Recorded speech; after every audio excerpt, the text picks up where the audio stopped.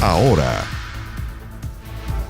Muy buenas noches, comenzamos 24 horas central con la alerta que hay en La Roja. Un caso de COVID-19 positivo tiene activado el protocolo en la selección chilena. Se realizó trazabilidad y nuevos test PCR al plantel. Claro, estamos desde el Hotel de Concentración de La Roja con Sergio Pinto, quien tiene todos los detalles de este contagio que se produce además justo antes de Argentina y Bolivia por clasificatoria. Sergio, ¿cómo estás? Buenas noches.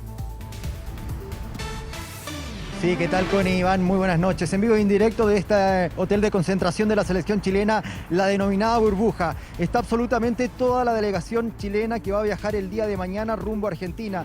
El vuelo es a las 14:15 para ir a Buenos Aires y luego a Santiago del Estero, donde va a jugar el próximo jueves. Hasta ahora ya va a estar jugando claramente Chile frente a Argentina por eliminatorias. No tiene nada que ver con la Copa América, para que quede claro. Ahí nuestro camarógrafo nos va a mostrar imagen en vivo y en directo, porque en este minuto los seleccionados están comiendo, están terminando la cena que estaba, según el programa, a las 8 de la noche. Ha sido un día absolutamente muy, pero muy agitado para todo el plantel de la selección chilena, con justamente lo que ustedes comentaban en un principio del noticiero, con esta confirmación de un caso positivo de COVID de un jugador dentro del plantel de la selección chilena. Claramente por protocolo no podemos dar el nombre. ¿Qué están haciendo ahora? Se supone que dentro de 20 o 25 minutos más va a haber un comunicado de prensa oficial por parte de la NFP, por parte del equipo de comunicaciones de la NFP, para contar más detalles y tal vez dar el nombre. Veremos si es que el contagiado quiere dar el nombre justamente a la opinión pública. Seguramente eso lo vamos a saber un ratito más adelante. Lo que sí les puedo contar es que hasta el momento ya han llegado algunos exámenes que se realizaron durante la tarde. Claramente se activó todo el protocolo durante la tarde cuando se supo que había un positivo por COVID-19 aquí en la selección, y hasta el momento la mitad resultó negativa. Eso es una muy buena noticia por parte de la selección chilena. Están a la espera de los resultados que seguramente ya habrán llegado de la otra mitad para ver si es que no hay ningún otro contagiado. Así que esa es la información del momento, Iván, Connie, con la selección chilena, que, como les decía, ha sido sumamente afectado, sobre todo Martín Lazarte, que ya tenía toda una planificación para su debut oficial por parte como entrenador de la selección chilena en las clasificatorias rumbo a Qatar 2022, pero su cronograma claramente fue afectado. Así que en la mañana va a entrenar todo el plantel de la selección chilena para luego irse al aeropuerto desde Juan Pinto Durán y viajar a Buenos Aires y luego a Santiago del Estero para jugar el próximo jueves a las 20 horas. Estamos a la espera de que salga este comunicado oficial con más detalles, por supuesto, con Iván, de lo que está sucediendo en la selección chilena, que me imagino que ya están terminando de comer, de cenar a esta hora de la tarde y van a subir a sus habitaciones para descansar, para dormir, para mañana muy temprano ir al complejo de Juan Pinto Durán. Sergio. Esta es la burbuja, este es el hotel de concentración. Para que a la gente les quede claro, sí, Iván, te escucho, acá llega un bus todas las mañanas y lo lleva hacia donde tengan que ir.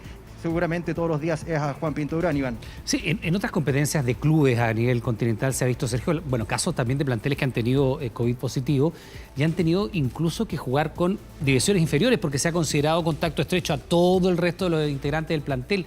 ¿Existe algún indicio de que eso pudiera pasar aquí? Sí, el caso que tú mencionas, el de River Plate, de Argentina. Hasta el momento lo que nosotros sabemos acá por parte de la NFP y también lo que uno ha podido reportear es que hasta el momento no han encontrado ningún contacto estrecho con el contagiado. Así que eso también es un alivio por parte de la selección y estamos a la espera de que lleguen todos los exámenes y den la confirmación del nombre justamente del contagiado. Pero por el momento, brote, yo no me atrevería a decir que existe dentro del plantel de la selección chilena. Vamos a volver en cualquier minuto entonces con la información cuando haya un comunicado. Sergio Pinto con todos los detalles ahí desde el lugar de concentración de La Roja, justamente previo a las clasificatorias, a la primera ronda, los primeros partidos frente a Argentina y a Bolivia, con un caso COVID-19 confirmado. Gracias, Sergio. Buenas noches.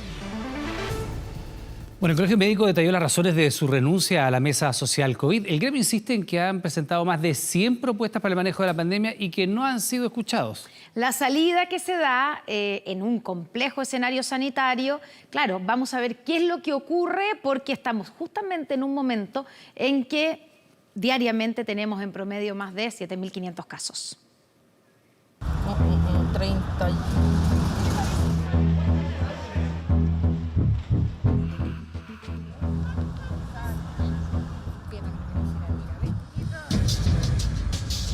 la mesa social, aseguran que la autoridad no escucha las recomendaciones del gremio y que el anuncio del domingo pasado sobre este pase fue una muestra contundente de ello.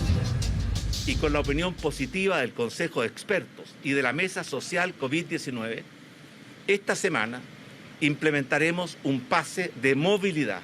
Que la mesa social aprobó esta medida, lo que no es así es el detonante categórico que nos hace tomar esta lamentable decisión. La mesa social fue un espacio que se había pedido el año pasado justamente por el Colmed. Comenzó a funcionar en marzo de 2020 y no solo incluyó al gremio, sino a varios ministros, rectores de universidades, ex autoridades de salud y alcaldes. La doctora Isquia Siches varias veces fue la vocera de esta instancia que pretendía mejorar el diálogo entre el gobierno y los territorios. Aunque a lo largo de la pandemia, más de una vez, la presidenta del Colmed evidenció sus diferencias de opinión con las de la autoridad sanitaria. Y lamentablemente eso no fueron considerados. Creo que a nuestro juicio esto fue un error. Previo a la apertura de fronteras, fortalecimos la estrategia de vigilancia. Y que las definiciones, como los confinamientos y desconfinamientos los siga tomando el presidente de la República, claramente habla que la estrategia no ha cambiado. Necesitamos datos objetivos. Es una mesa gigante la que participa, así que esa premisa de que el presidente es el que toma no es verdad. Es un equipo el que trabaja para tomar estas decisiones. Pese a las diferencias, siguieron participando hasta ahora. Permiso de vacaciones, la apertura de fronteras, el desconfinamiento precoz de las comunas y todas esas medidas, al no someterlas a la mesa social COVID-19, confirma que el espacio en realidad no era un espacio relevante, sino que era una instancia más bien secundaria y que no cumplía el objetivo. Aseguran haber presentado más de 100 propuestas al gobierno para el manejo de la crisis sanitaria derivada de la pandemia, pero insisten en que no fueron escuchados. Si el Colegio Médico quiere dejar de pertenecer a la mesa social COVID-19, lo lamento profundamente. Lo lamento de corazón y espero que recapaciten y que vuelvan a formar parte de la mesa social COVID-19. ¿Por qué? Porque obviamente todos los aportes son valorados, todos los aportes son necesarios. Retiro del gremio en un escenario de por sí alarmante. Preocupa especialmente el alza de infectados en la región metropolitana. Hay comunas del sector oriente que están desconfinadas y que han duplicado sus casos.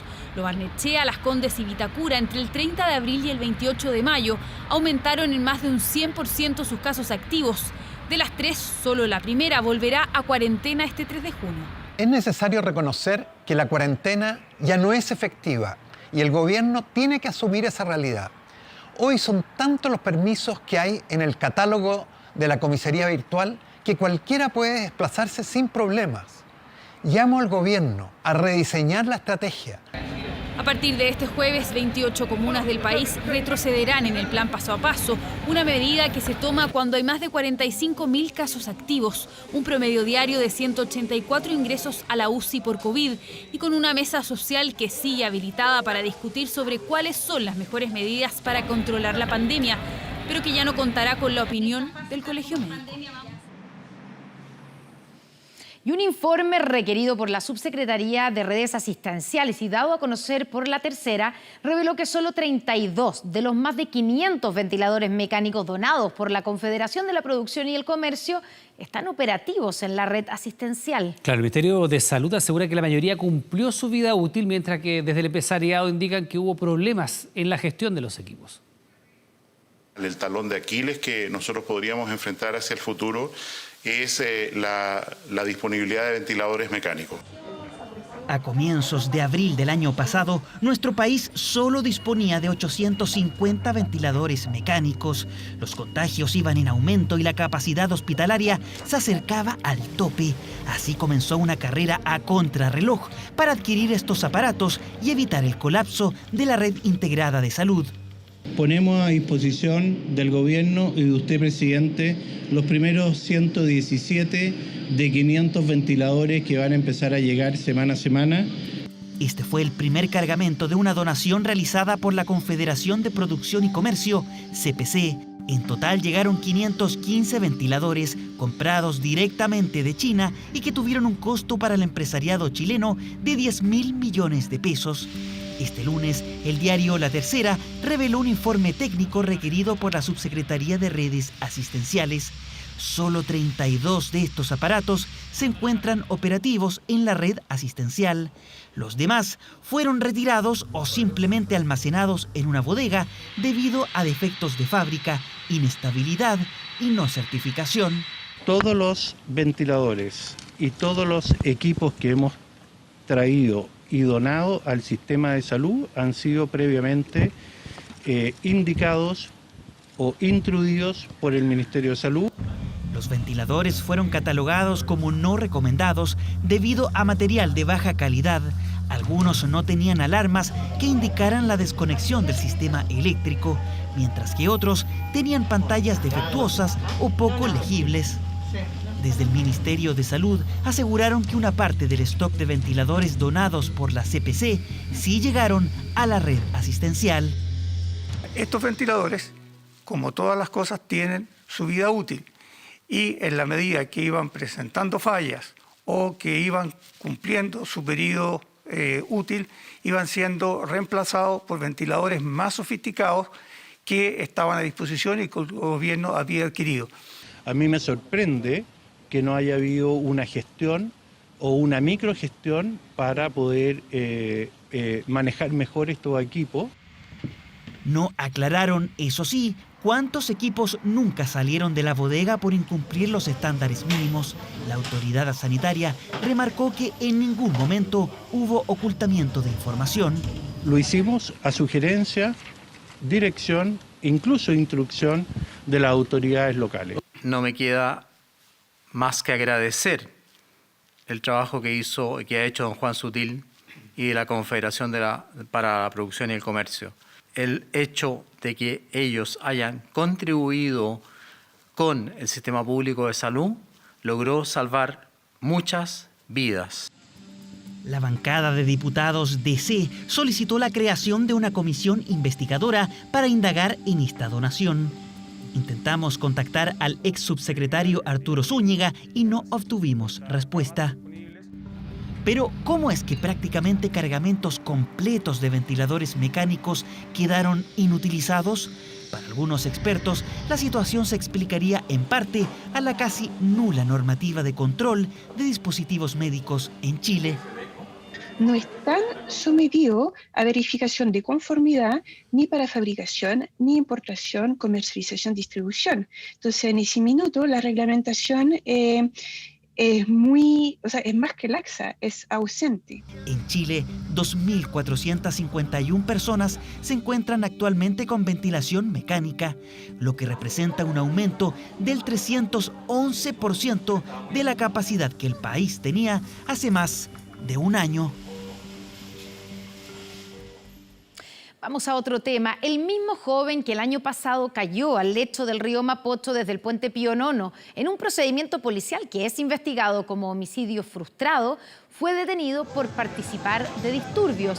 Según Carabineros, estaba ocasionando daños a sedes de partidos políticos y al memorial de Jaime Guzmán.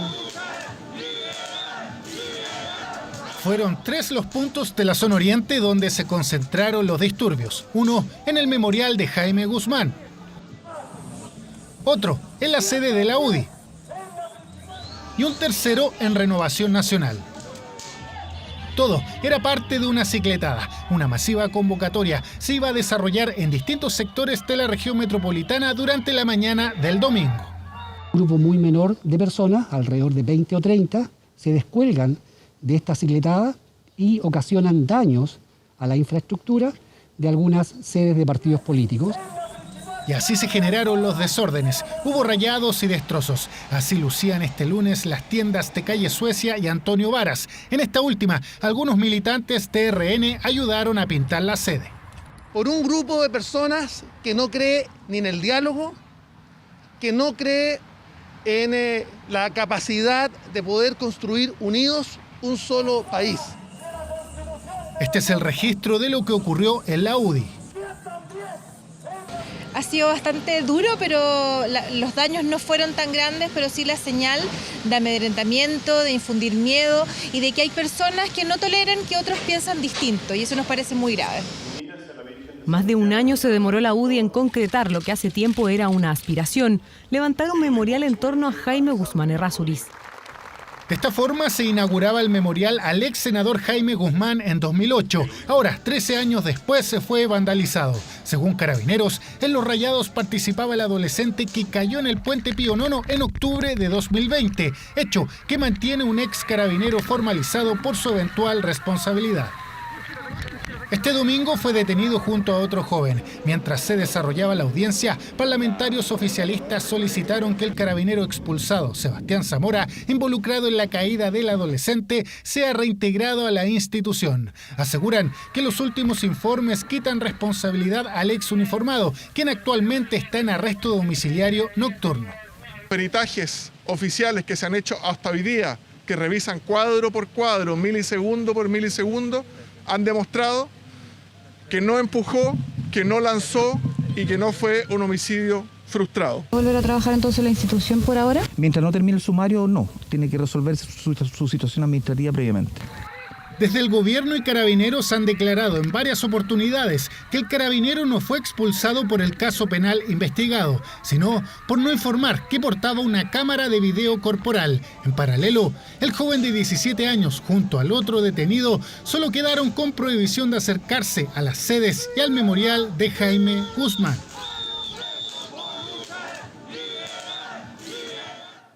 Hace 5 años ocuparon ilegalmente terrenos del borde costero en Constitución e instalaron cabañas, hospedajes, restaurantes, incluso una escuela de surf. Pero esta mañana 11 inmuebles de las denominadas tomas VIP fueron desalojadas. Presta atención.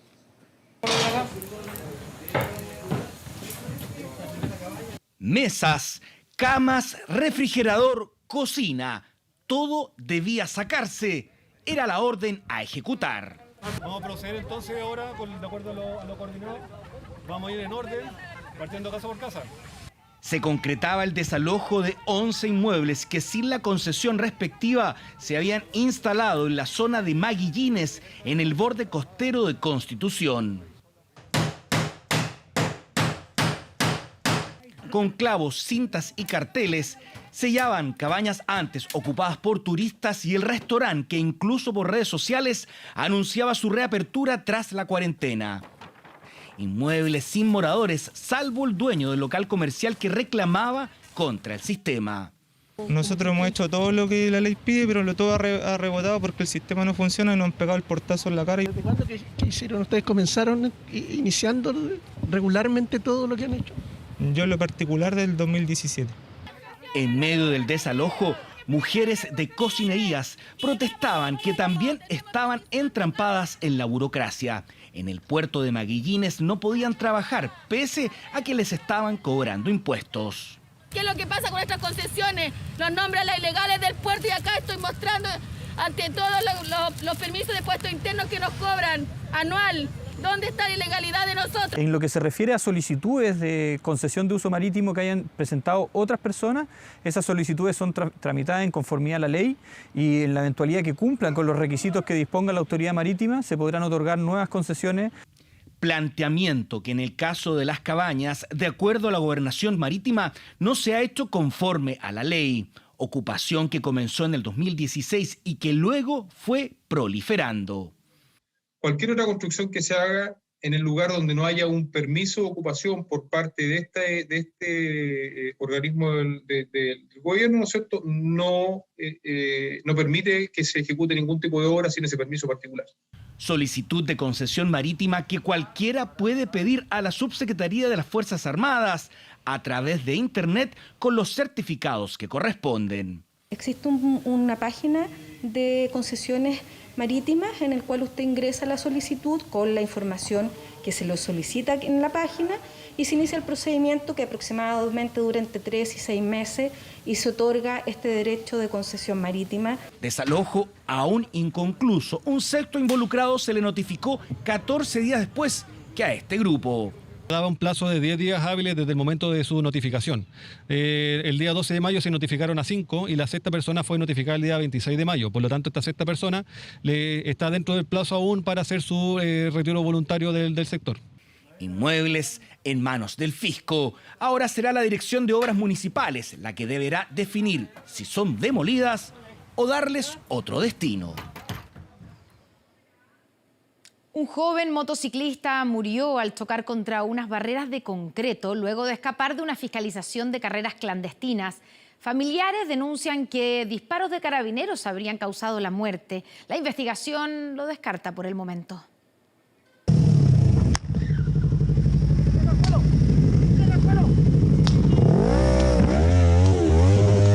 Le dijeron que se detuviera, pero evadió el control. Motociclista temerario escapó a toda velocidad.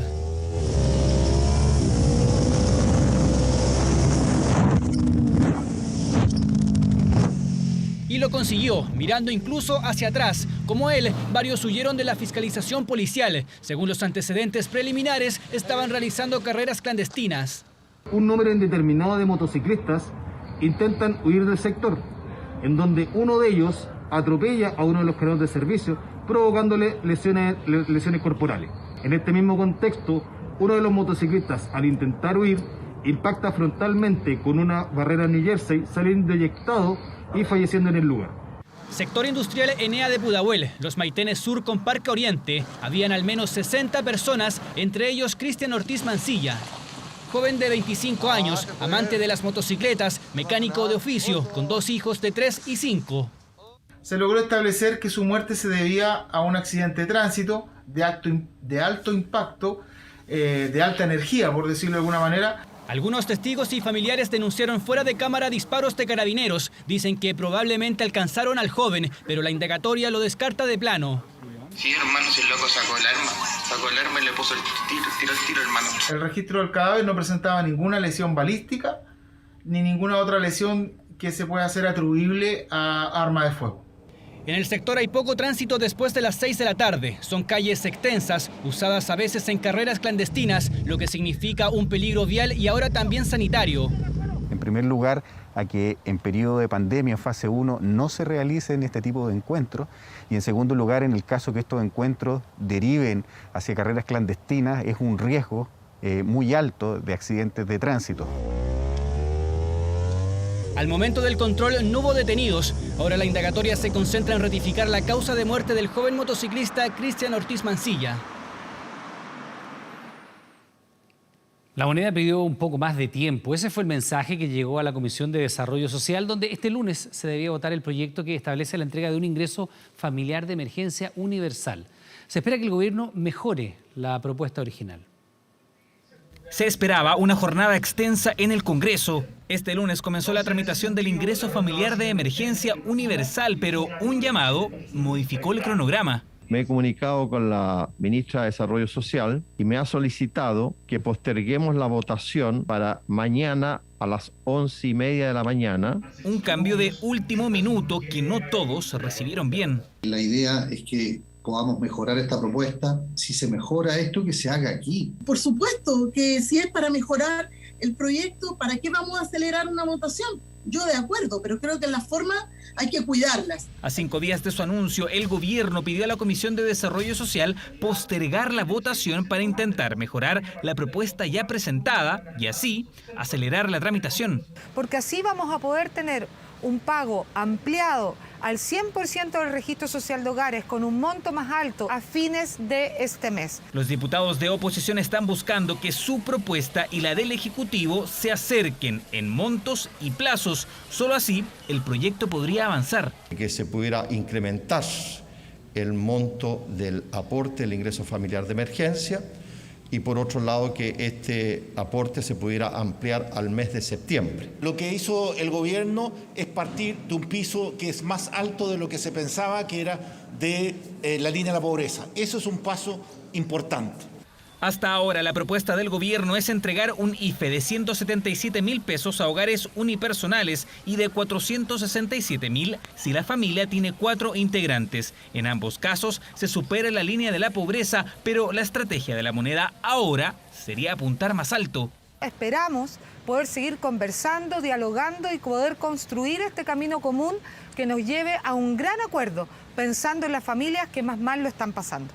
El gobierno también estaría disponible en extender el beneficio o más bien asegurar que se entregue hasta septiembre. Pese a llegar tarde el gobierno, creo que poco a poco está entendiendo que necesitamos asegurar no solo 3 meses, sino 4 meses a lo menos. Que al menos sea por 4 meses, con la posibilidad de poder prorrogarlo, ojalá de manera automática, sin que sea necesario un proyecto de ley. Este martes sesionarán las comisiones de Desarrollo Social y Hacienda y se espera que el miércoles la sala de la Cámara de Diputados vote el proyecto para luego comenzar la tramitación en el Senado.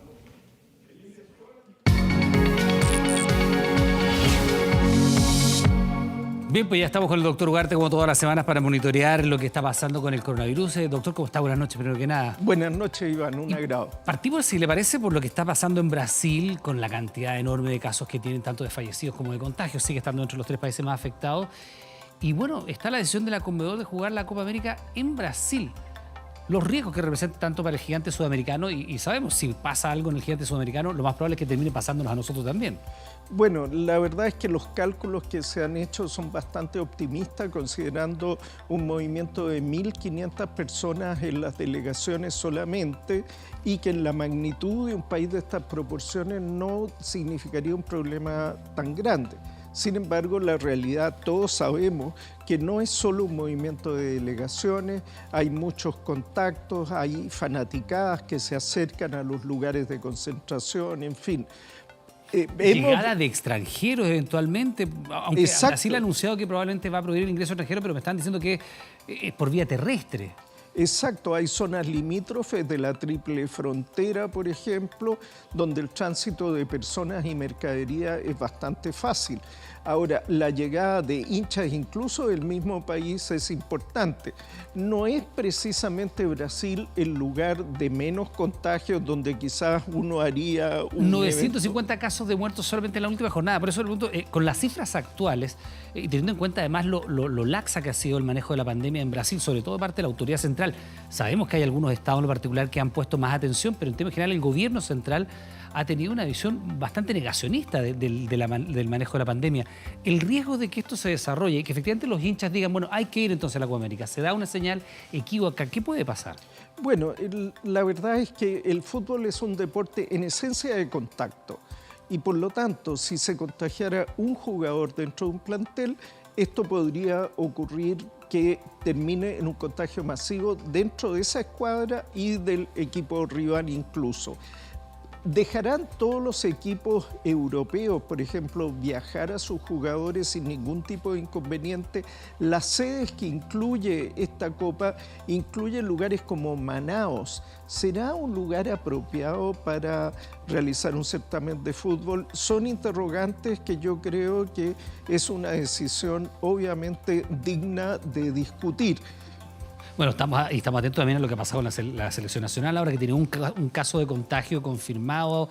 Se está viendo efectivamente si es que hay allí contagio o contacto estrecho con el resto de los planteles. Pero también hay una buena noticia que viene de Brasil y que tiene que ver con la investigación que hace el laboratorio Butantan, que es uno de los más respetados del continente, y que ve básicamente los resultados de la vacuna CoronaVac. Y yo creo, doctor, no sé, este número es el más relevante, ¿no? La reducción de posibilidad de muerte, ¿no?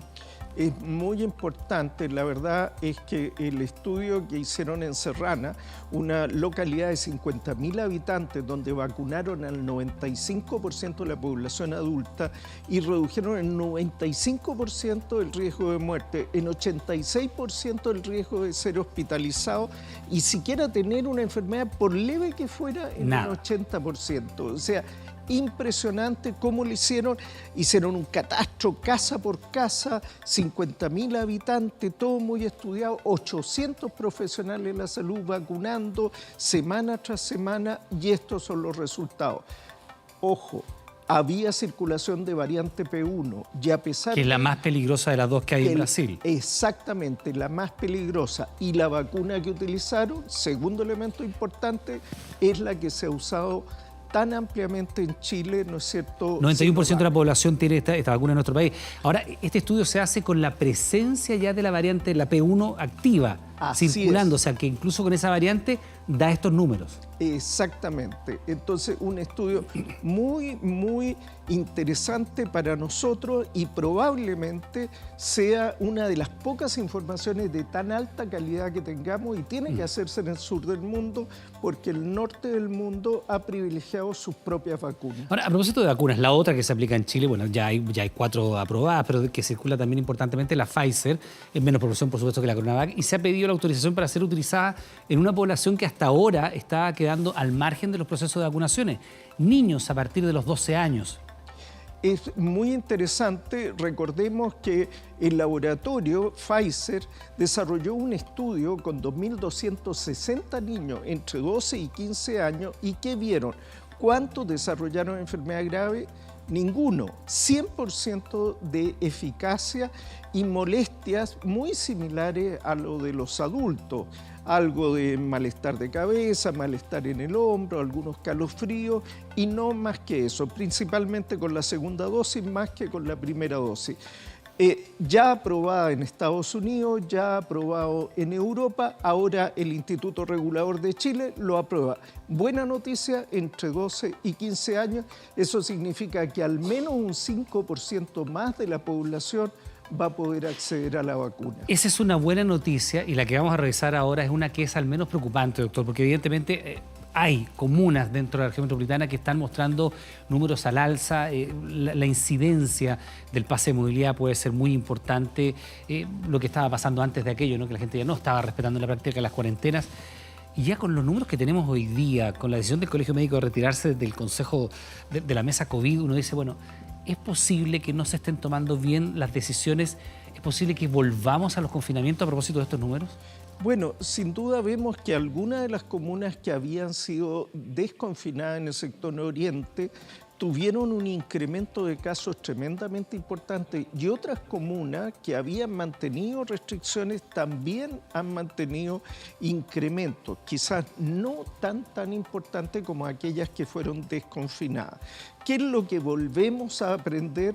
Nuevamente la lección que Santiago es una gran conurbación y no se limita la expansión del virus a los límites territoriales estrictos y exclusivos de una comuna. Por lo tanto, los fenómenos que afectan a un sector de la ciudad pueden afectar a otro. Las decisiones, vacuna muy importante, pero prevención deben ir de la mano. Doctor, y antes que se nos vaya el tiempo, teniendo en cuenta estos números, teniendo en cuenta que vienen meses muy duros del invierno y lo que está circulando la gente en la calle, es probable que tengamos que retroceder de manera... Ya hay 2 comunas que han retrocedido a cuarentena en la región metropolitana, que tengamos que retroceder nuevamente a cuarentenas en las principales ciudades, por ejemplo, acá en la región metropolitana, en la ciudad de Santiago. La verdad es que no es descartable, los números son importantes, no debemos relajarnos, queda una etapa muy importante que es el invierno y solo después de eso y con una campaña de vacunación muy intensa, pero también con medidas de prevención muy intensas, recién podemos pensar en que en la primavera-verano podríamos tener un escenario diferente. Doctor Ugarte, como siempre, muchas gracias, que tenga buenas noches. Encantado. Constanza. Y vamos ahora a Colombia, porque las manifestaciones en contra del gobierno de ese país cumplieron un mes.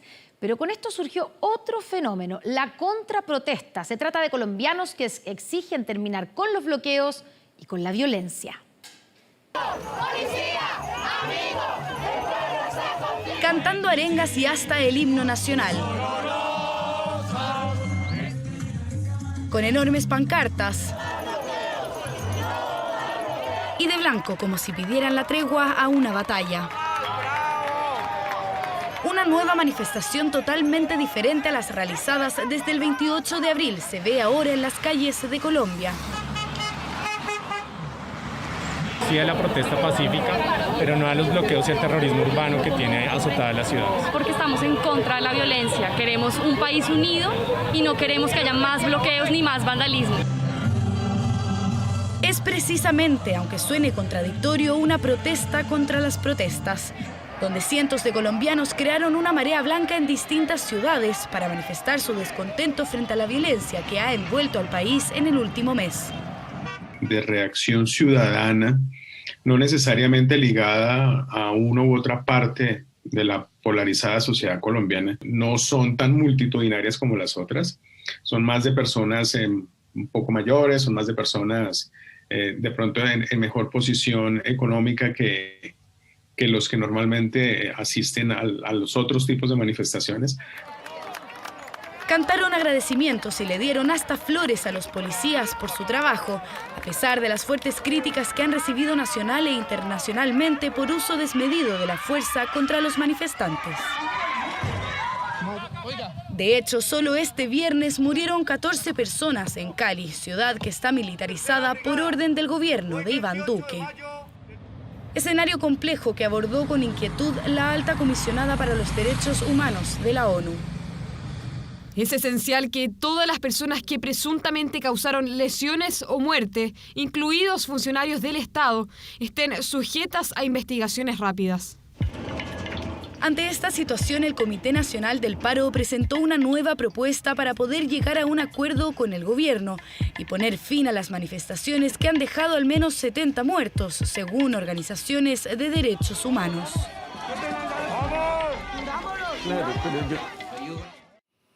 La eventual primaria convencional entre Paula Narváez y Yasna Proboste suma apoyos. Es un camino correcto, dijo la carta del PS, luego que Proboste se mostrara partidaria de este mecanismo.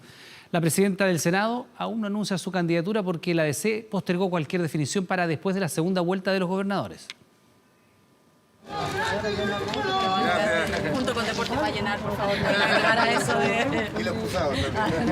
En tercera división está el equipo al que Proboste alentó este lunes y tercera está ella también en las preferencias presidenciales tras Jadwe y Lavín, según la última encuesta Pulso Ciudadano. Su irrupción provocó adhesiones al interior de su partido y a la espera de su decisión, Proboste ya defendió la realización de una primaria convencional en la que podría competir con la carta del PS, Paula Narváez.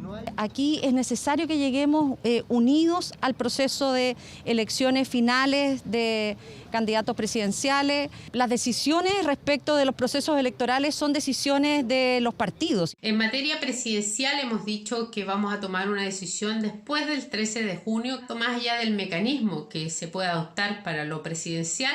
Es importante contar con un programa de gobierno. Su eventual contrincante, Paula Narváez, presentó este lunes a su equipo de campaña que cuenta con figuras del PPD, Nuevo Trato y del Partido Liberal. La activista trans Alessia Injoque será su jefa de campaña, quien estará acompañada de figuras como Pablo Vidal, la ex subsecretaria de Educación Valentina Quiroga y el ex candidato del PPD, Heraldo Muñoz. ¿Cómo se analiza una eventual elección con Yasna Proboste? Claramente es deseable que cuanto antes el centro y la izquierda democrática tengamos, ¿no es cierto?, una perspectiva de definición de la carrera presidencial. La señal dada, ¿no es cierto?, acerca de esta disposición por una primaria convencional, creemos que es un camino correcto. Es fácil hablar de unidad, pero lo importante es practicarla. La gran oportunidad era el 19 de mayo. Me hubiera gustado ver en el CERVEL a Paula Narváez y Yasna Proboste. La próxima oportunidad para que la gente decida es en noviembre. Una primaria convencional distinta a la legal que se desarrollará el 18 de julio, cuya organización y costos corre por cuenta de los partidos involucrados. Ha señalado que está abierta a una primaria convencional. Nosotros no nos cerramos en ningún caso a llevar adelante procesos democráticos que permitan tener una candidatura única a final de año. Si Yasna Proboste toma la decisión de incorporarse, allí revisaremos la situación. Una elección convencional, podamos elegir a nuestro candidato presidencial. La segunda vuelta de gobernadores del próximo 13 de junio será clave para unidad constituyente, porque muchos en el sector creen que los resultados de la metropolitana serían un apronte de la elección presidencial. Tras esto se sumará Yasna Proboste a la carrera, al menos ya existe el piso para realizar una primaria convencional. Continúa la polémica entre alcaldes y el Ministerio de Educación sobre la vuelta a clases. Esto luego que el jefe de la cartera deslizara la posibilidad de echar mano a las subvenciones para forzar el retorno a clases presenciales en comunas que no están en cuarentena. Se va a meter mano a la subvención para obligarlo a que vuelva. Como les he señalado, la subvención se ha seguido pagando y no ha dejado de pagarse durante todo este periodo de pandemia y analizaremos más adelante si es necesario tomar alguna medida para que los sostenedores municipales cumplan a cabalidad con la obligación de llevar adelante la educación. La reacción de los alcaldes fue inmediata. 19 firmaron una carta acusando presiones económicas para la vuelta a clases. Hoy derechamente hablaron de una amenaza. Hay un tono de amenaza, hay un condicionamiento también del ministro respecto de los alcaldes en nuestro rol de sostenedores. Se está evaluando suspender la subvención, como si estuviese olvidando que los equipos escolares están en clases hace un año y medio. Para el Mineduc, los efectos académicos y socioemocionales en los alumnos a un año y medio de pandemia serían catastróficos. Sin embargo, solo el 52% de los establecimientos municipalizados y que no están en cuarentena, es decir, que pueden volver, han retornado a clases presenciales. El resto sigue sin abrir sus puertas. Lamentablemente, son algunos alcaldes quienes se han negado a entregarle esa posibilidad a las familias. Son los padres los que deben decidir, los alcaldes deben estar en sintonía con esa posibilidad. La Autoridad de Educación plantea que es necesario volver y ya buscan elaborar un plan de retorno a clases obligatorio para julio, una posibilidad que surge en medio de un debate que tras las declaraciones del ministro se tensionó aún más. Hay un tono que no contribuye en nada a un diálogo. El diálogo que nosotros sí hemos tenido con nuestras comunidades escolares. Yo sí estoy de acuerdo de que no es razonable no abrir la escuela, no abrir en el fondo el liceo como mínimo. Y en el fondo el esfuerzo que tenemos que hacer para despolitizar esto es fundamental porque no hay ninguna evidencia que los colegios, siguiendo los protocolos, sean centro de contagio. Pero hay quienes insisten en que no están las condiciones sanitarias para hacerlo. Hoy, el Colegio de Profesores pidió al Congreso analizar una posible acusación constitucional. Hay cuestiones que podrían configurarse como causales por ser infracciones a la ley de incentivo al retiro, otras que tienen que ver con el pago de subvenciones, el poner en riesgo la vida de trabajadores, trabajadoras, niñas y niños. Por lo tanto, hay varios elementos que van a ser considerados y se van a evaluar. El ministro lo que ha señalado es que eventualmente podría no pagarse las subvenciones a aquellos establecimientos que, cumpliendo con todos los requisitos y estando todas las condiciones para volver a clases presenciales en las condiciones extraordinarias que eventualmente se volvería, me parece que no amerita una acusación constitucional. Desacuerdo entre alcaldes y el ministerio que se ha profundizado desde que el jefe de la cartera aseguró que el retorno a clases estaba siendo supeditado a intereses políticos en pleno proceso de campaña electoral. Ahora la posibilidad de reducir o derechamente congelar la subvención genera nuevas reacciones frente a un tema que a más de un año en pandemia sigue sin encontrar un punto en común. Y estas imágenes nos llegan desde Puerto William, donde hace una semana la nieve no para de caer y ya acumula más de 1 metro. Para los próximos días en la zona austral se pronostican temperaturas de, escuche bien, 10 grados bajo cero. Es uno de los panoramas invernales más emblemáticos de la región de Magallanes. Hace 7 días que la nieve no cesa en Puerto Williams, que ya acumula más de 1 metro de precipitación blanca. Afortunadamente se da la oportunidad tanto por la gobernación como la municipalidad de poder habilitar las calles para este tipo de actividades. Si bien acá en Puerto Williams no hay un lugar específico o un centro. Cuando hay posibilidad de sacar fotos, de mandar video para la familia al norte, hay que aprovecharlo porque no siempre tenemos tanta nieve como ahora. Puerto Williams bajo un manto blanco, imagen que encanta, pero la precaución es la clave. Es por eso que trabajan arduamente en despejar las calles para que los vehículos puedan circular y no haya accidentes. Estamos viendo que no ocurra nada y que no tengamos ningún incidente durante el día. Leña tenemos afortunadamente para poder distribuir en caso de necesidad. Nieve que también se hizo presente en Puerto Natales, donde se prevé que estén las temperaturas más bajas de la región durante los próximos días. Puerto Natales tuvo menos 3,5, Porvenir, mira, tuvo menos 4,3 y bueno, y Puerto Williams, que ha nevado más de 60 centímetros, tuvo hoy día menos 4,4. Y aunque no hay nieve, en Punta Arenas las bajas temperaturas se han hecho sentir. Desde la Dirección Regional de ONEMI decretaron alerta temprana preventiva por heladas en todo Magallanes. La isoterma va a estar entre la superficie y el nivel del mar, no más allá de los 200 y 300 metros. O sea, vamos a estar permanentemente bajo cero. Los habitantes de Magallanes ya toman sus resguardos para hacer frente al frío. Guantecito, una buena chaqueta, algo para abrigarse el cuello. Ha caído poca nieve, entonces yo creo que por la misma nieve que no ha caído, entonces se ha sentido mucho más el frío. Bajas temperaturas que se hacen sentir en la región más austral del país, en donde para esta semana se pronostican hasta 10 grados bajo cero. Llegada adelantada del invierno que tiene a los habitantes de Magallanes tomando precauciones para lo que será la semana más fría de lo que va del año.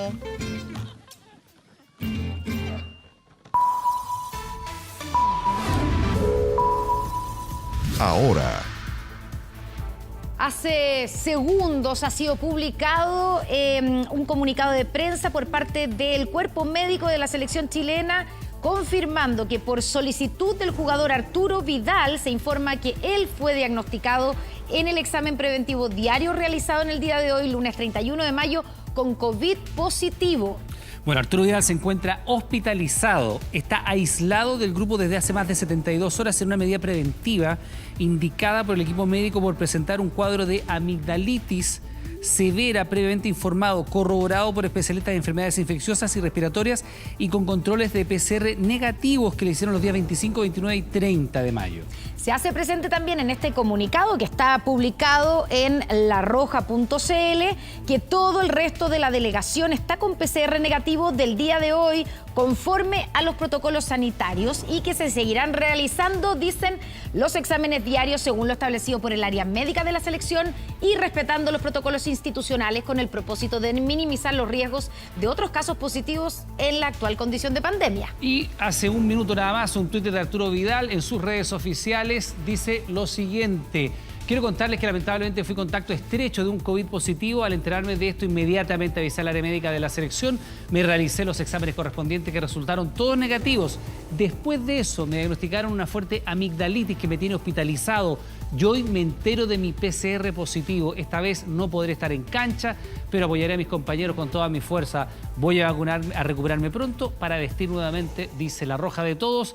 Agradezco a todos los profesionales de la salud que nos están cuidando, a todos los chilenos que estamos luchando para que contra esta terrible pandemia.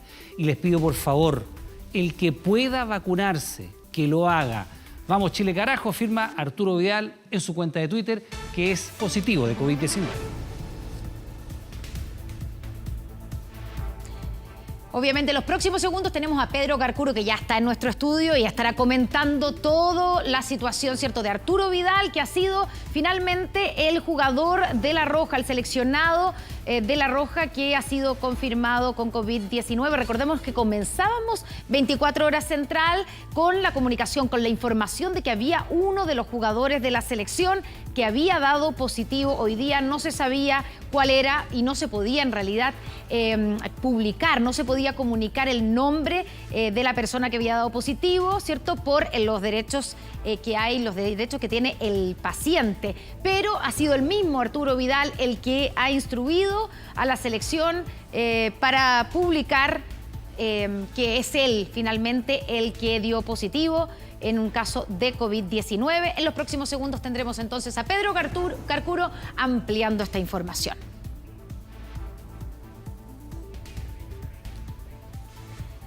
Bueno, aquí hay una complicación, la estábamos viendo recién con Sergio Pinto y Pedro Carcuro está acá. ¿Qué pasa ya con para el hacer la viaje, pregunta. o no? Sí, porque hay que recordar, efectivamente, las condiciones del entrenamiento, las prácticas y todo lo demás. Hay casos, ejemplos muy recientes, pasó recién en la Copa Libertadores, uno de los cuadros grandes del fútbol argentino, tuvo que jugar prácticamente con la reserva, más bien con juveniles. Entonces, claro, aquí, evidentemente, ya está Sergio Pinto con nosotros. Sergio, porque ya sabemos, sabíamos desde temprano que era Arturo Vidal. Evidentemente, hay una cuestión también de privacidad del paciente, pero él mismo ha tomado la decisión que se comunique. Y pensando en lo que viene, el viaje a Argentina, luego la fecha con Colombia, en fin, Sergio, ¿hay posibilidad de que esta situación de ser positivo de COVID-19 efectivamente se traspase a otros jugadores? Porque, y le vamos a preguntar a Pedro, que ya está aquí en el estudio con nosotros, Pedro, porque efectivamente pasó recién en Copa Libertadores, pasó con el River Plate. ¿Es posible que por el hecho de que Arturo Vidal sea positivo de COVID-19, otros jugadores tengan efectivamente, Pedro Carcuro, que tomar medidas de prevención y, por ejemplo, ser aislados. Pedro, ¿cómo estás? Buenas noches. Hola, buenas noches. Bueno, ante la pregunta de Iván, en el caso de River Plate hubo 17 jugadores contagiados y da la impresión que esto se produjo al interior de un bus que transportaba al equipo. Tanto es así que incluso murió por COVID el chofer de ese bus. Es otra historia. Acá parece que no hubo contacto estrecho de Arturo Vidal con otros integrantes de la selección chilena. En el lugar de los hechos, en el hotel donde está concentrada la selección chilena, está Sergio Pinto. Adelante, Sergio. Sí, ¿qué tal, Pedro? Buenas noches. Retomamos el contacto acá en vivo e indirecto desde el hotel con ya más certezas y con la confirmación oficial. Ya vimos primero una publicación de Arturo Vidal, vea sus redes sociales, y también el comunicado de la selección llama la atención, por ejemplo, que esté hospitalizado hace 72 horas. Esto fue por estricta petición del equipo médico de la selección chilena. Es el PCR positivo que dio por parte de la selección, y también llama la atención que todo el resto de la delegación está con PCR negativo del día de hoy. Era lo que comentamos al inicio también del noticiero. Hasta ese momento teníamos que la mitad del plantel era negativo. Ahora ya lo sabemos con el comunicado de la NFP, que está todo el resto del plantel con PCR negativo, así que van a poder viajar el día de mañana sin ningún tipo de problemas rumbo a Argentina. Eso de las 14:15. Mañana en la mañana temprano se van a ir a Juan Pinto Durán, luego se van a ir al aeropuerto y viajan a Buenos Aires para luego ir a Santiago del Estero, que es el partido que se va a jugar el próximo jueves. Así que, Sergio, Pedro, ya está la confirmación de que Arturo Vidal es el positivo. Sí, Pedro. ¿Ha trascendido algo respecto a un eventual reemplazante de Arturo Vidal en la nómina que concurre al partido frente a Argentina? Por el momento no, Pedro, porque esta situación ya la venía manejando Martín Lazarte. Todavía falta que lleguen jugadores, por ejemplo, falta Felipe Mora, que juega en la Liga de los Estados Unidos. Es el único jugador que falta para que llegue a concentrar. Hay nombres como, por ejemplo, el jugador que milita en Vélez Sarsfield, que ha tenido una muy buena temporada, que es Pablo Galdames, que seguramente va a ser su reemplazante. Hay variantes en el medio campo.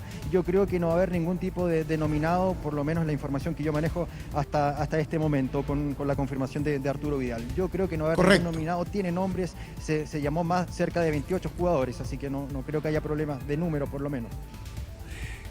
Correcto, Sergio, estaremos en contacto permanente contigo durante el desarrollo de este bloque deportivo. Ahora vamos a desarrollar una nota en la cual le contamos a todos el tenso día vivido al interior de la concentración chilena. Era pura especulación después del anuncio de un COVID positivo. ¿Era Arturo Vidal o no? Algo que ha quedado claro hace escasos minutos. Vamos.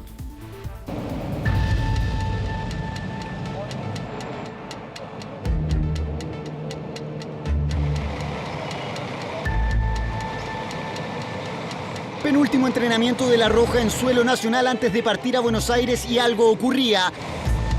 Todo el plantel se movilizó del hotel de concentración hasta Juan Pinto Durán, pero Arturo Vidal no aparecía en las imágenes, abriendo de inmediato la interrogante.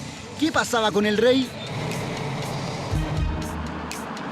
En el centro deportivo de Macul tampoco aparecía en los entrenamientos. Algo pasaba con el King. Ante las dudas, desde la selección aclararon todo. Arturo Vidal presenta un síndrome febril por amigdalitis, cuadro infeccioso, no COVID. Un parte médico que indicaba el porqué de la ausencia del volante de Inter, quien permaneció aislado en su habitación del hotel de concentración. De inmediato las especulaciones comenzaron en redes sociales cercanos al King, con quien estuvo antes de integrarse a la burbuja sanitaria de Lazarte. Se realizaban exámenes de PCR. Mientras su primo colgaba en Instagram un posible encierro preventivo. Claro que la alarma explotó tras la muestra diaria anti-COVID al interior de la delegación. El resultado de uno de ellos arrojó positividad del virus. Con la ratificación del contagiado en redes sociales, de inmediato los dardos fueron directo a Arturo Vidal como el contagiado en La Roja, quien respondió así en su Instagram. Mentirosos de mierda.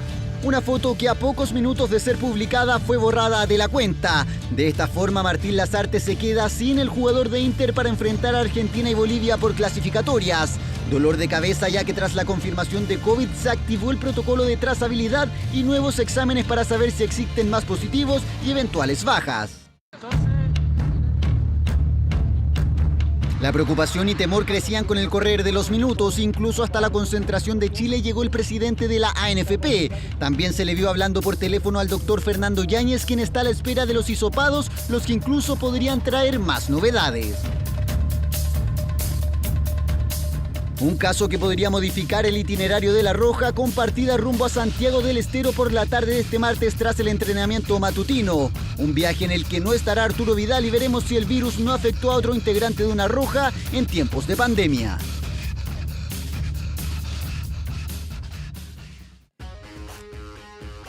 El conocer una noticia que de alguna manera se esperaba al interior de la selección no ha traído mayor tranquilidad por ahora. ¿Por qué? Porque mañana a la selección le espera un largo viaje. Puede ser que viaje a través de Seiza y de Seiza a Santiago del Estero. Y en el Aeropuerto Internacional de Buenos Aires sería sometido a un nuevo control sanitario el equipo chileno. Ojalá que no aparezca ningún PCR positivo. Una situación difícil para este debut oficial de Lasarte al frente de la selección en las eliminatorias. Por otro lado está la historia de la Copa América, que es increíble. Primero se descalificó la opción de Colombia, luego se ha bajado a Argentina, se ha designado a Brasil en medio de una pandemia atroz que afecta a ese país.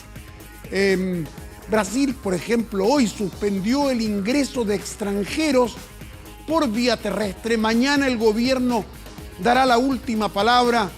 Pensamos que la Copa América no se puede realizar en Brasil, pero la Conmebol piensa más en las lucas, en los dólares, que en la salud de los deportistas. Esto es lo que pasa con un campeonato absolutamente en jaque, la Copa América. Se acaba de suspender la Copa América en la Argentina. Atención, información oficial por parte de la Conmebol. Se suspende la Copa América aquí en Argentina. Una situación que se estiró hasta un límite impensado, pero el COVID le negó a Argentina la organización de la Copa América. Con tantos casos no podíamos nosotros llevar adelante una organización de un campeonato de estas características. Si bien se está suspendiendo en Argentina por un tema de que no se puede jugar por tema de casos, se va a jugar en Brasil, que está teniendo mucho más casos que Argentina.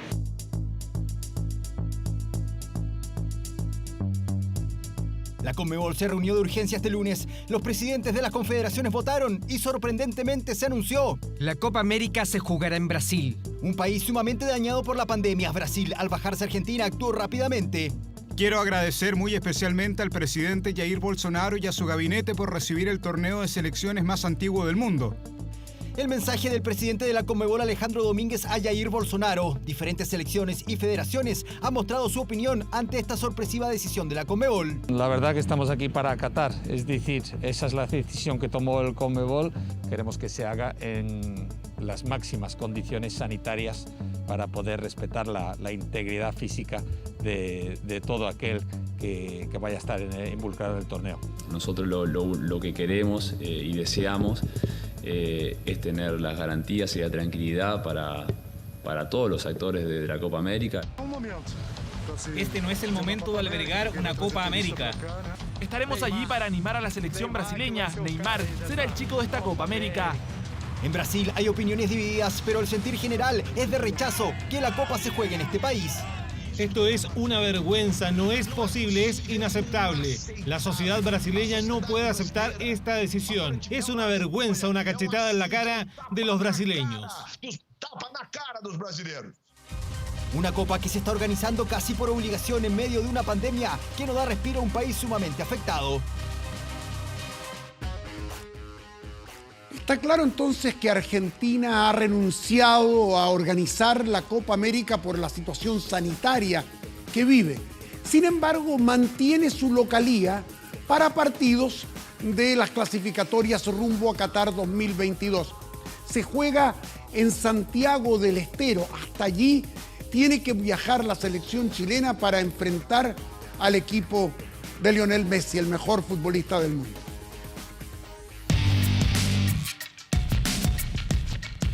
En la burbuja de Ezeiza, Argentina entrena y se prepara para el duelo frente a La Roja por las clasificatorias a Qatar 2022. Estoy ilusionado, con mucha gana, intentar de hacer las cosas bien. Chile es una grandísima selección que tiene muy buenos jugadores.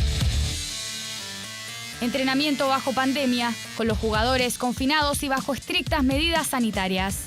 Por ahora, todos negativos en la albiceleste. 33 futbolistas nominados a la selección y con asistencia casi completa. La selección argentina se entrena con un plantel en su 99%, porque falta un solo jugador que es Sergio Agüero. Sergio Kun Agüero sigue lejos de Argentina. Tras perder la Champions con el City, este lunes pasó los exámenes y firmó por el Barcelona. A pocos días de cumplir 33 años, el delantero argentino sigue siendo clave para Scaloni.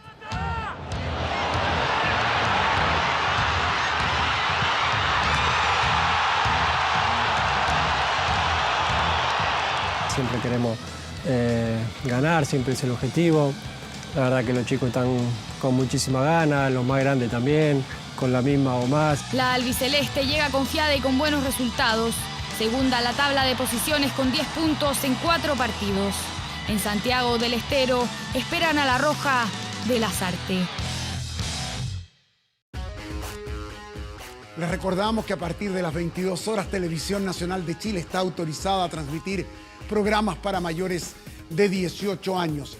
Seguimos palpitando la tensión que vive la selección chilena en las horas previas a su viaje a Argentina. Sergio Pinto en el Hotel de Concentración de Chile. Te escucho y te veo, Sergio. Sí, Pedro, seguimos acá. Ya te puedo contar que la mayoría de los jugadores terminaron la comida, la cena hasta hora de la noche, que estaba programada a las 20 horas. No bajaron en grupo, claramente, hay que mantener la distancia social. Iban bajando de 2, de 3 para comer rápidamente y subir directamente a sus habitaciones. También te puedo contar que hace aproximadamente 1 hora y media también llegó el presidente de la NFP. Hablamos de Pablo Vilat, que se une a esta burbuja de la selección chilena para sumarse a la delegación chilena que mañana va a viajar rumbo a Argentina, con algún tipo de polémica.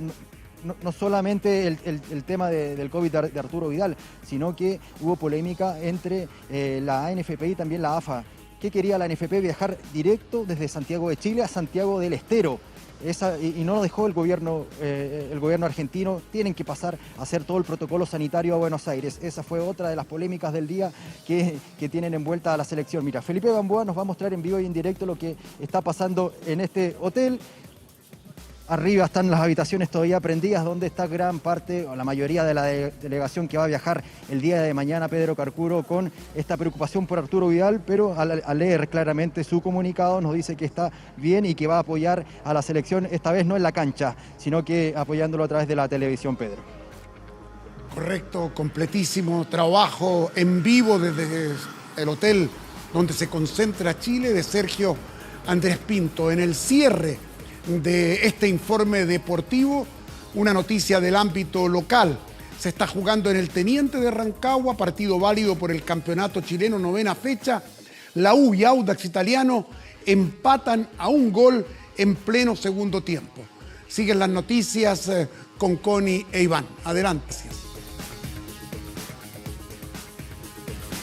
Gracias a ti, Pedro. Por supuesto, revisamos otras informaciones y seguimos pendientes, por cierto, de lo que está pasando con La Roja. Tras más de 30 años, 848 profesores podrían tener una respuesta sobre la llamada deuda histórica. Esto porque la Corte Interamericana de Derechos Humanos está escuchando los alegatos finales de la demanda en contra del Estado chileno por no pago de asignaciones. Un juicio que podría convertirse en histórico. Los profesores y profesoras han luchado durante casi 30 años porque se haga justicia. La última esperanza es esto, que se nos dé un fallo favorable. La justicia tarda, pero llega. Se ha esperado demasiado.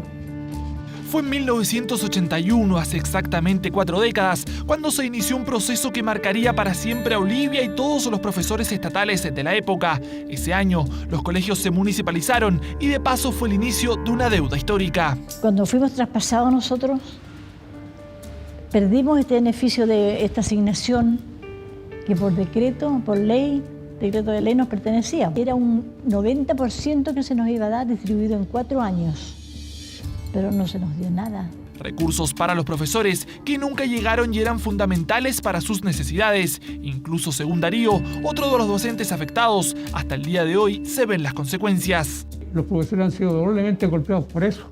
Por lo tanto, resumiendo, menos salario y menos pensión. Y por lo tanto, el deterioro, el impacto que ha tenido eso en el profesorado nacional ha sido muy grande. Y por eso, la lucha de miles de profesores ha sido incansable. Han pasado por una serie de instancias judiciales que no habrían sido reconocidas. Sin embargo, aspiran que la de esta vez sea la definitiva. La Corte Interamericana de Derechos Humanos está escuchando los alegatos finales de 848 casos que demandaron al Estado chileno. Son 13 sentencias que no existe ninguna duda en que reconocen los derechos de los profesores y profesoras y no existe tampoco ninguna duda que deben ser cumplidos. En total, son 116 millones de dólares los que se demandan, en donde se incluyen los daños morales. Este lunes fue la propia profesora Olivia la que expuso ante los jueces de la Corte Interamericana, los mismos que quedaron asombrados por este caso. No dejo de manifestar mi sorpresa que una situación de esta naturaleza tenga tanto tiempo. Yo lo único que quiero, como jueza presidenta de esta corte, como hija de un maestro rural como usted, es darle las gracias por ese esfuerzo enorme que usted y sus colegas han hecho toda la vida. En el juicio también estuvo presente un representante del Estado que aseguró que en algunos casos se llegó a acuerdos de pago que se cumplieron. El año 2001 hubo un acuerdo de pago y efectivamente ese acuerdo de pago la municipalidad lo cumplió porque pagó todas las cuotas de ese acuerdo. Eran pagos ínfimos, en algunos casos ya decía 5.000 pesos mensuales, que claramente son sumas ridículas en relación al total de lo que las sentencias indican que se debe pagar. Tanto desde su gremio como en el gobierno no han estado al margen de un juicio que podría ser histórico. Entregamos todo nuestro apoyo, toda nuestra valoración y reconocimiento a estos colegas que están hoy día exigiendo, fuera de Chile, más allá de nuestras fronteras, que se haga justicia con algo que debe ocurrir con todas y todos los profesores. Hay que confiar en que estos organismos puedan hacer justicia. El Estado ha hecho ver sus puntos de vista. Vamos a ver cuál es el fallo, ojalá que se haga justicia.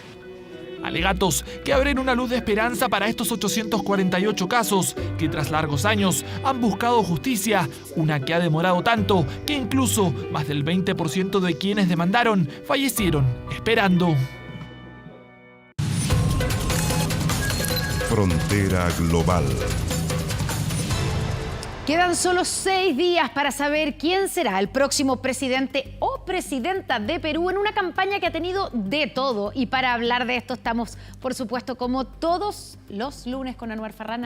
Anuar, muy buenas noches. ¿Qué tal? ¿Cómo están todos ustedes, Connie? Bueno, efectivamente están bastante polarizados los peruanos, pero fíjense ustedes que los expertos hablan de una polarización un poco forzada. ¿Por qué? Porque si uno recuerda, Connie, en la primera vuelta ninguno de estos candidatos superó el 20%. Entonces, no estamos ante dos grandes ideas que generen adhesión. Estamos ante dos mini candidatos que hoy día están asumiendo un voto de castigo. Hay mucho voto de rechazo por uno u otro. Por otro. Efectivamente. Y que representan además estos dos proyectos completamente opuestos. Pedro Castillo y Keiko Fujimori. Totalmente opuesto. Bueno, estamos a 6 días de las elecciones presidenciales, del balotaje, de la segunda vuelta y ya tenemos acá en nuestra pantalla, ¿no es cierto?, qué es lo que ocurre con los sondeos. Tenemos los sondeos. Para mostrar lo estrecha de esta contienda, vamos a ver algunas cifras. Según la última encuesta Ipsos, esto es importante, con simulación de votos, Pedro Castillo tiene un 43.6% de apoyo contra un 41.7% de Keiko Fujimori. Esto uno podría decir que es como un empate técnico, ¿no? Porque claro, uno dice, no, entonces estaría ganando Pedro Castillo, pero la verdad es que hay un margen de error ahí. Es difícil saber si efectivamente es Pedro Castillo el que será el Es presidente. muy, pero muy poquitita la diferencia y como bien dices tú, aquí estamos ante la presencia de un empate técnico. ¿Qué es lo que ocurre? Fíjate tú, cuando uno analiza la votación en Lima, Pedro Castillo tiene un 24% versus el 57% que tiene Keiko Fujimori. 8.3 millones de personas votan en Lima. Eso es cerca de un tercio del electorado peruano, que llega a casi poquitito más de 25 millones. ¿Y qué pasa en el resto del país? Lo que no es Lima. Efectivamente, eso es lo que vamos a ver inmediatamente. Ahora, por ejemplo, en el Perú profundo, por así decirlo, Pedro Castillo tiene un 52% de adhesión y Keiko Fujimori tiene un 30%. Recordemos que Pedro Castillo ha construido su campaña política, su campaña electoral arriba de un caballo, con un sombrero. Él es profesor y también trata de representar a los pueblos andinos versus, entre comillas, la parte, digamos, más acomodada, que estaría efectivamente en Lima. Eso es lo que se enfrentan estas dos posiciones antes de este balotaje, esta segunda vuelta, que será el próximo domingo. Pero fíjate que anoche hubo un debate, se llevó a cabo en la Ciudad Blanca, allá en Arequipa. Bueno, hubo preguntas por parte de algunos ciudadanos. El debate se dividió en 6 puntos. ¿Cómo se llevó a cabo este debate electoral? Lo vemos a continuación en la siguiente nota. Faltan pocos días para saber quién gobernará Perú hasta 2026 y la tensión electoral se palpa en el ambiente. Es que en los últimos años Perú ha atravesado momentos políticos complejos, pero quizás sea esta la elección más polarizada de la que se tenga registro en lo que va del siglo XXI. Comunismo, corrupción, izquierda o derecha, cambio al modelo, continuidad del sistema. De todo se ha hablado en esta campaña, porque después de una primera vuelta donde hubo 18 candidatos, la segunda y definitiva no tiene término medio, y es así como se enfrentan ideas totalmente opuestas en este balotaje. Nosotros tenemos que protestar porque no puede ser que una persona que vaya a postular a la presidencia tenga denuncias tan grandes de robo de millones de dólares, aparte de que es la hija de un dictador. Entonces, es algo innegable. La gran mayoría de los electores está ejerciendo un voto de castigo y eso se refleja en el bajo número de sufragios que recibieron cada uno de los postulantes en primera vuelta. No vamos a perder nuestras libertades, no vamos a tener a un dictador, tenemos que pelear por la democracia. No queremos ser un Venezuela, no queremos ser un Cuba, no queremos ser un Nicaragua, queremos mantener nuestras libertades, eso es todo. Saludamos la presencia de ambos candidatos a la El último de los debates presidenciales se llevó a cabo la noche de este domingo en la Ciudad Blanca de Arequipa. Keiko Fujimori tildó a su contrincante de machista y encima lo acusó de lo siguiente. Usted está acostumbrado a tirar piedras. Esta es una de las piedras que tiraron a nuestra caravana y que le rompió la cabeza a una simpatizante nuestra. Yo hoy vengo a dar propuestas. Una técnica que, según sus detractores, fue copiada a Santiago Abascal del partido ultraderechista Vox de España, quien hizo algo similar en el Congreso de su país. A 18 metros, contra familias, contra representantes públicos, lanzamiento de piedras, de adoquines y de estacas, impulsado por ustedes. Las marchas y manifestaciones han tenido como epicentro la capital Lima, pero varias de ellas también se han extendido por el interior del país. En el debate, Pedro Castillo apuntó a la candidata de Fuerza Popular como representante de la corrupción y de un modelo que, según él, ya está fracasado.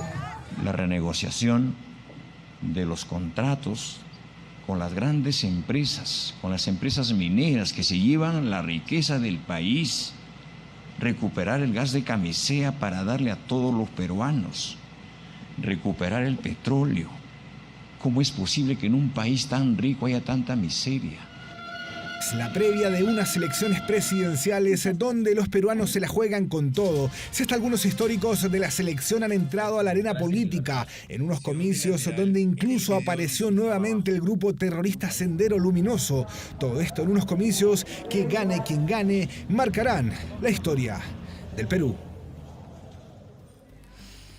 Bueno, ahí estaba entonces nuestro informe. Más de 25 millones de peruanos están convocados para este domingo a las urnas y, como veíamos en la nota, hasta los históricos de la selección peruana han entrado en la arena política, lo que refleja la polarización que hay en Perú, Connie. Exactamente, los artistas también. También. Anuar Farrán, muchas gracias. Hasta pronto. Muy buenas noches. Chao, chao. Vamos a una pausa, ya estamos de vuelta con más aquí en 24 Horas Central.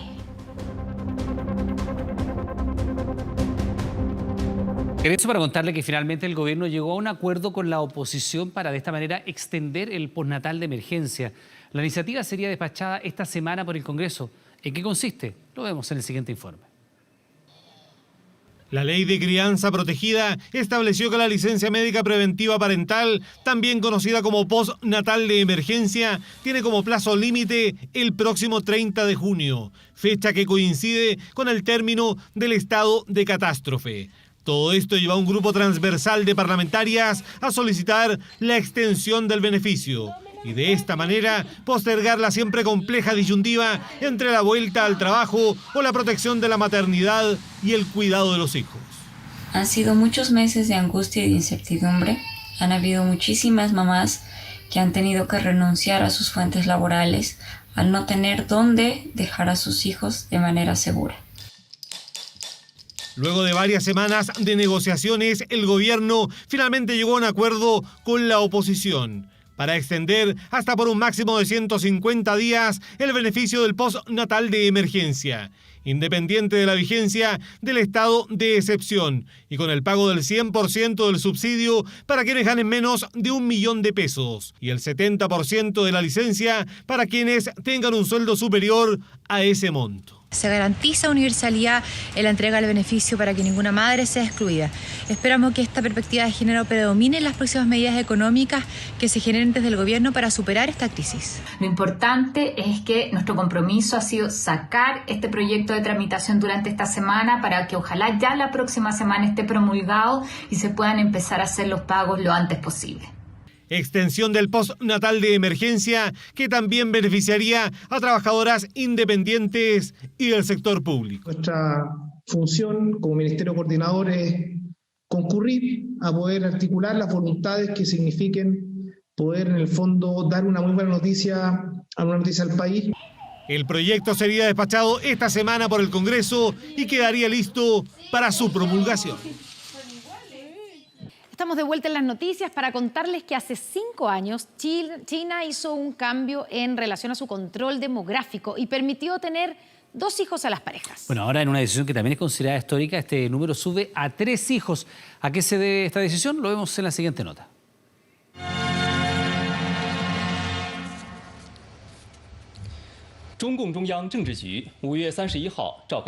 El Comité Político de China se reunió este 31 de mayo, donde el presidente Xi Jinping aprobó la decisión de mejorar la política de natalidad.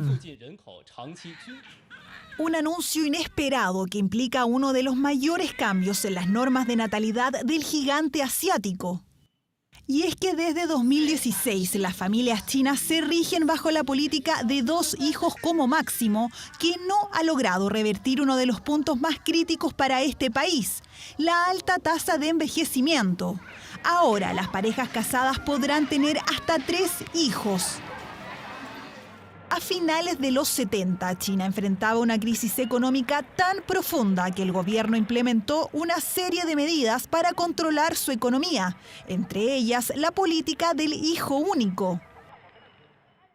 Ahí lo que el Partido Comunista Chino estaba haciendo era buscar la mejor solución para gestionar los recursos y la riqueza con la que contaba China en ese entonces en función de su población.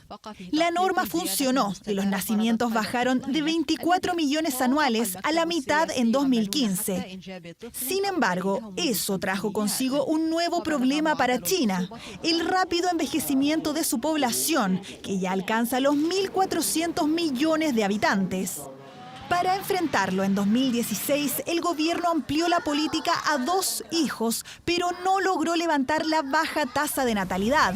De hecho, en 2020 se registraron 10 millones de nacimientos. Si estuvieran las condiciones, tendríamos más hijos. Ahora la gente joven tiene que comprar casa. La presión es inmensa. Son las mujeres las que crían a los hijos y esta sociedad no ha hecho mucho para apoyarnos. Si los hombres y las familias se involucran más, muchos pensarían en tener más hijos. Para el gobierno, la situación actual también cuenta con un nuevo factor, los cambios en las aspiraciones femeninas. Según este video publicado por la agencia estatal CGTN, las mujeres que quieren casarse y tener hijos son mucho menos que los hombres. Ahora ellas buscan principalmente su desarrollo personal. En este minuto tenemos varias generaciones de chinos que han tenido acceso a otro tipo de educación, salud y acceso a bienes de consumo. Y muchos piensan hoy que no tiene sentido tener hijos porque es una gran responsabilidad. Es el país más poblado del mundo, pero China es también uno de los estados más envejecidos.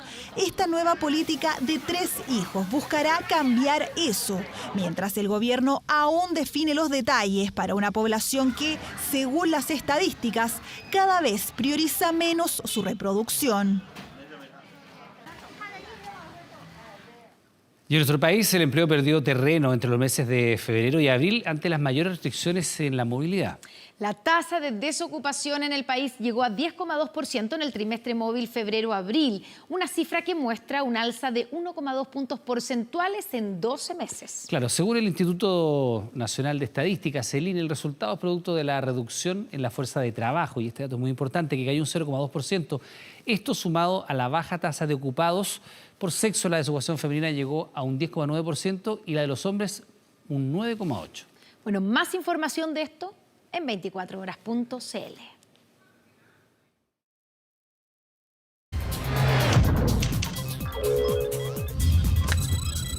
24horas.cl. Mañana el presidente Sebastián Piñera realizará la última cuenta pública de su gestión y nuestro equipo de 24 Data analizó en qué situación están los proyectos de ley presentados y destacados por el Ejecutivo en la cuenta pública anterior. Revisa toda esta información en 24horas.cl. Y lo de mañana, por supuesto, la transmisión especial que vamos a estar realizando, que va a estar encabezando Constanza Santamaría. Comienza a las 2:30 de la tarde después de la segunda edición. Y después ahí de corrido, porque a las 3 de la tarde ya comienza la cuenta pública. Bien, pues terminamos la noticia. Como siempre, le damos las gracias por estar junto a nosotros. Permanezca en nuestra sintonía. Llega ahora en TVN Fuerza de Mujer. Que tenga buenas noches. Buenas noches, hasta mañana.